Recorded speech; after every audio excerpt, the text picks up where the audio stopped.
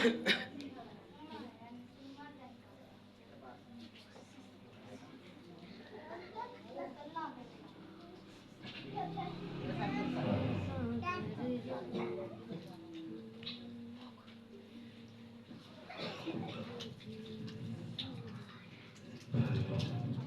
खुदा के पाक कलाम से देखेंगे मुकद्दस मत्ती रसूल की मार्फत लिखी गई मसीह यीशु की इंजील मुकद्दस उसका पहला बाब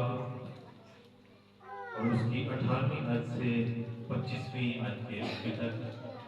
मुकद्दस मत्ती रसूल की मार्फत लिखी गई मसीह यीशु की इंजील मुकद्दस उसका पहला बाब उसकी 18वीं आयत से पढ़ेंगे। और यहाँ पर लिखा है, अब यीशु मसीह की पैदाइश इस तरह से हुई कि जब उसकी मां मरियम की मंगनी यूसुफ के साथ हो गई तो उनके इकट्ठे होने से पहले वो रूह कुद्दस की कुदरत से हामला पाई गई। बस उसके शौहर यूसुफ ने जो रास्तबाज था उसे बदनाम करना नहीं चाहता था, उसे चुपके से छोड़ देने का इरादा किया। वो इन बातों को सोच ही रहा था कि खुदा के फरिश्ते ने उसे ख्वाब में दिखाई देकर कहा, यूसुफ इब्ने दाऊद अपनी बीवी मरियम को अपने हाथ ले आने से ना डर, क्योंकि जो उसके पेट में है वो रूह कुद्दस की कुदरत से है। उसके बेटा होगा और तू उसका नाम यीशु रखना, क्योंकि वही अपने लोगों को उनके गुनाहों से निजात देगा। ये सब कुछ इसलिए हुआ कि जो खुदावंद ने नबी की मार्फत कहा था वो पूरा हो, कि देखो एक कुमारी हामला होगी और बेटा जनेगी और उसका नाम इमानुएल रखेंगे, जिसका तर्जुमा है खुदा हमारे साथ। बस यूसुफ ने नींद से जागकर वैसा ही किया जैसा खुदावंद के फरिश्ते ने उसे हुक्म दिया था, और अपनी बीवी को अपने हाथ ले आया और उसको ना जाना जब तक उसके बेटा ना हुआ, और उसका नाम यीशु रखा। खुदा उनके पाक नाम के पढ़े और सुन्नत उसकी खास बरकत हो। आमीन। नाम का शुक्र हो। सब तशरीफ रखिए, बैठिए सब।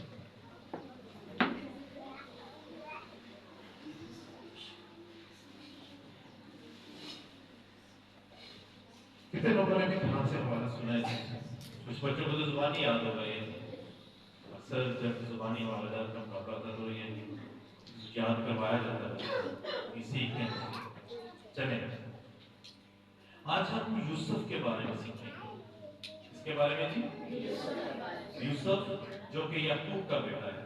किसका बेटा है? और एक पुराने नामे में हमें यूसुफ का जिक्र मिलता है, वो भी याकूब का बेटा था। किसका बेटा था वो भी? याकूब का। सो यूसुफ जो कि याकूब का बेटा है, मेरे अजीजों, आज हम इसकी जिंदगी के बारे में सीखेंगे। बाइबल मुकद्दस ये कहती है कि यूसुफ रास्तबाज था। क्या था जी? यूसुफ रास्तबाज शख्स था। रास्तबाज का मतलब है कामिल होना। क्या मतलब है? रास्तबाज इंग्लिश में से राइचियस कहते हैं, उर्दू में रास्तबाज। और रास्तबाज का मतलब है कामिल, जिसकी जिंदगी में गुनाह ना हो। क्या ना हो? गुनाह ना हो।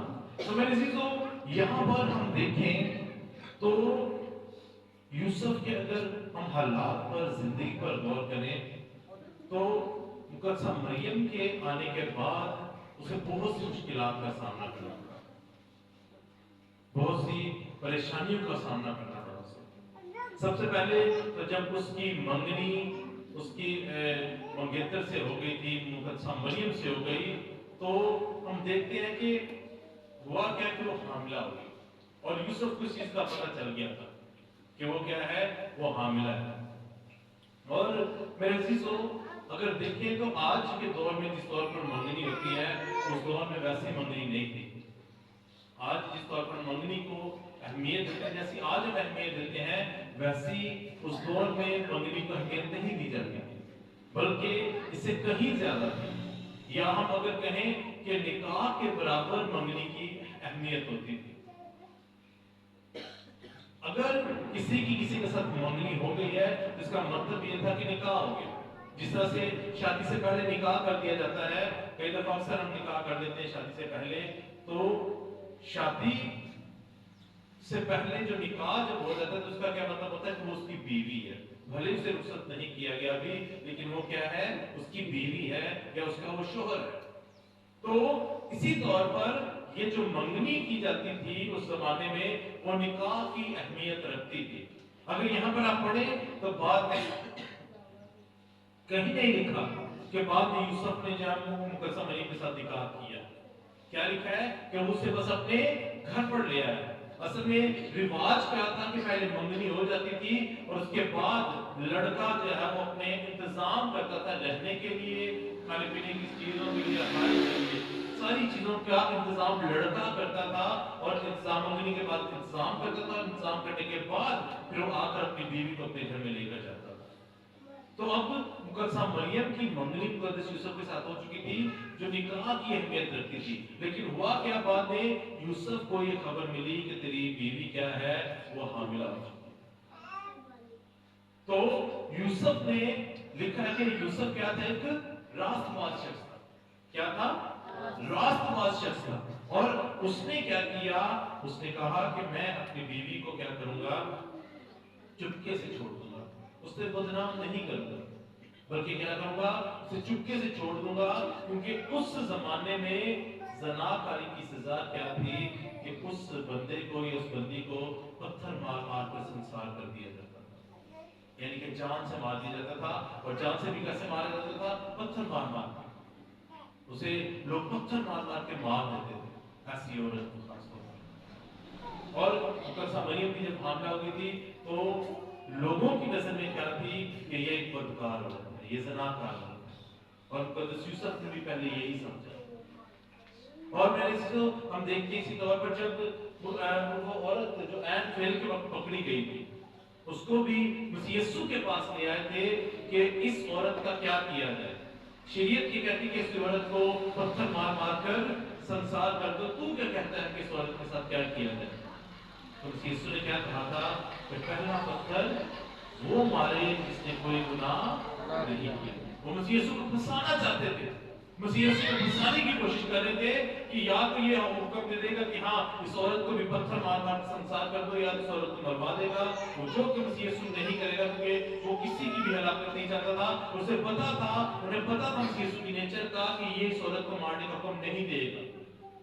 और वो मसीह यीशु को फंसाना चाहते थे कि या तो ये शरीयत के खिलाफ जाएगा या फिर इस औरत को मरवाएगा। तो मसीह यीशु ने क्या कहा कि ठीक है, तुम शरीयत को पूरा कर लो, लेकिन पहला पत्थर सिर्फ वो मार दे जिसने कोई गुनाह नहीं किया। और फिर जो भी आगे आता मसीह यीशु क्या करते, उसके गुनाह लिख लेते। और यहाँ पर मेरे दोस्तों, मुकद्दसा मरियम के लिए भी अगर यूसुफ चाहता तो उसे पत्थर मार मार कर संसार करवा सकता था, उसे मरवा सकता था। लेकिन यूसुफ ने क्या किया? यूसुफ ने कहा कि मैं नहीं, मैं उसे चुपके से छोड़ दूंगा, उसे बदनाम नहीं करूंगा। एक रास्तबाज शख्स, वो खुदा के कलाम को मुताबिक चलने वाला शख्स। और यही वजह है कि खुदा ने यूसुफ को चुना कि वो क्या करे, वो खुदा के बेटे की हिफाजत करे, खुदा के बेटे की परवरिश करे। हम यूसुफ को देखें तो हमें 12 साल तक, जब तक मसीह यीशु 12 साल का हुआ था, तब तक हमें जिक्र मिलता है यूसुफ का। लेकिन उसके बाद जब मसीह यीशु ने अपनी खिदमत का आगाज किया तो हमें यूसुफ का जिक्र नहीं मिलता। कहा जाता है कि तब तक शायद यूसुफ की डेथ हो चुकी, लेकिन उससे पहले 12 साल तक हमें यूसुफ का जिक्र मिलता है कि उसने मसीह यीशु की परवरिश की थी, मसीह यीशु को संभाला था, मसीह यीशु को देखा था। उसने दुनियावी बाप के तौर पर, हाँ वो जरूर मसीह यीशु का दुनियावी बाप था, लेकिन असल बाप कौन था? मसीह यीशु का खुद खुदा था। कौन था जी? खुद खुदा था। और मेरे चीजों, साइंस ये कहती है कि एक इंसान में तकरीबन 46 क्रोमोसोम्स होते हैं। कितने? 46 क्रोमोसोम्स होते हैं, जो कि 23 जो मेल की तरफ से होते हैं, 23 फीमेल की तरफ से होते हैं। यानी कि 23 बाप की तरफ से होते हैं, 23 माँ की तरफ से होते हैं। अब माँ की तरफ से तो जो थे वो मुकद्दसा मरियम से थे, लेकिन जो बाप की तरफ से क्रोमोसोम्स थे वो जिसकी भी तरफ से थे वही उसका बाप। और वो किसकी तरफ से थे? खुदा की तरफ से। लिखा कि रूह कुद्दस की कुदरत से हामिला है। तो मेरे अजीजों, वो मसीह यीशु का बाप कौन था? खुद खुदा था। मसीह मसीह यीशु का बाप खुद खुदा था, और उसी ने यूसुफ को चुना कि वो क्या करे, मेरे बेटे की परवरिश करे। खुदा ने खुद यूसुफ को चुना कि वो क्या करे, मेरे बेटे यीशु की परवरिश करे। और मेरे चीजों, हम देखते हैं कि यूसुफ रास्तबाज था और वो माफ करने वाला था। उसकी बीवी ने भले ही गुनाह किया था, भले ही बदकारी की थी, उसे जो पहले उसको समझ आ रही थी, हालांकि वो पाक औरत थी, लेकिन वो यही समझ रहा था कि इसने शायद ज़नाकारी की है, कोई इसने कोई जो नापाकी का काम किया है, जिसकी वजह से वो जो है वो हामिला हो गई है। और उसने क्या कहा कि नहीं, मैं क्या करूँगा, अपनी बीवी को चुपके से छोड़ दूँ। मेरे चीजों, याद रखिएगा, आज भी खुदा उन्हीं लोगों से काम लेता है, खुदा उन्हीं लोगों को इस्तेमाल करता है जो रास्तबाज होते हैं, जो खुदा की मर्जी के मुताबिक चलते हैं, जो खुदा के कलाम के मुताबिक जिंदगी गुजारते हैं। अगर हम खुदा की मर्जी के मुताबिक नहीं चलते, खुदा के कलाम के मुताबिक जिंदगी नहीं गुजारते, तो याद रखिएगा खुदा कभी आपको इस्तेमाल नहीं करता। खुदा ने मूसा को चुना था कि वो क्या करे, खुदा की खिदमत करे, बड़ी इसराइल को रहाई दे, लेकिन उसको अभी खुदा के कलाम के मुताबिक चलता नहीं था। वो बहुत ज्यादा जज्बाती था, और जिसकी वजह से खुदा ने क्या किया, उसे 40 साल तक बियाबान में भटकने दिया। 40 साल तक मूसा बियाबान में भेड़ बकरियां चराता रहा। और क्यों चलाता रहा, क्योंकि उसमें वो अभी जिस तौर पर उसे खिदमत करने के लिए तैयार होना चाहिए था, वैसे वो अभी तैयार नहीं था। वो अभी वैसे जिंदगी नहीं गुजार रहा था, और इसकी वजह से क्या किया, उसे 40 साल तक बियाबानों में भेड़ बकरियों को चराना पड़ा, क्योंकि तो खुदा की मर्जी के मुताबिक नहीं चलता।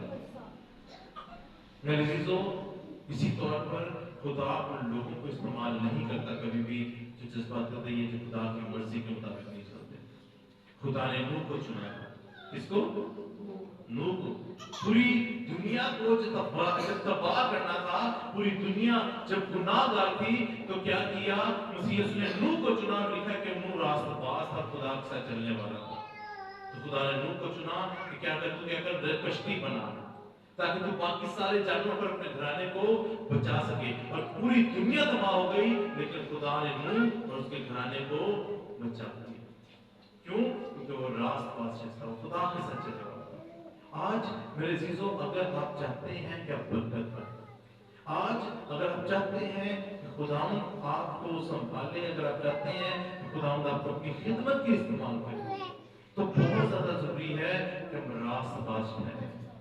हम खुदा की मर्जी के मुताबिक, खुदा के कलाम के मुताबिक चलना शुरू करें, खुदा की बात मर्जी को अपनी जिंदगी में पूरा करना शुरू करें, ताकि हमारा खुदावंद हमें मखसूसी दे, ताकि हमारा खुदावंद हमें अपनी बरकत से नवाजे, हम अपनी खिदमत के इस्तेमाल करें।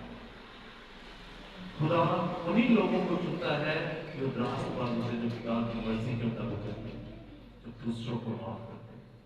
हमें भी मेरे जो आज जरूरत है कि हम अपनी जिंदगी में इस क्रिसमस के मौका पर अपनी जिंदगी को तब्दील करें, कोशिश करें कि रास्तबाजी सीखें, कामिल होते जाएं, अपनी जिंदगियों से गुनाहों को दूर करें। जो भी आपकी जिंदगी में कमजोरी है, जो भी गुनाह है, उसे खत्म करें, उसे तर्क करें, और खुदा की बात मर्जी के मुताबिक, खुदा के कलाम के मुताबिक चलना शुरू करें, ताकि हमारा खुदावंद हमें ना सिर्फ अपनी बरकत से नवाजे, बल्कि अपनी खिदमत के लिए भी इस्तेमाल करें। आइए सब अपनी आंखों को बंद करें, सब कुछ करें।